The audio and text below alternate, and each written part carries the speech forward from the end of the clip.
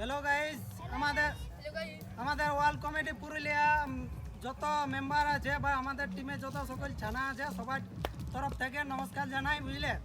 আর তো এই বছরের নয়া সালের প্রীতি শুভেচ্ছা থাকলো আমাদের ওয়ার্ল্ড কমিটি পুরুলিয়ার তরফ থেকে আর আমাদের এই বিডি ডান্স গ্রুপের তরফ থেকে সবাইকে নতুন বছরের প্রীতি শুভেচ্ছা সবাইকে জানাই, ঠিক আছে।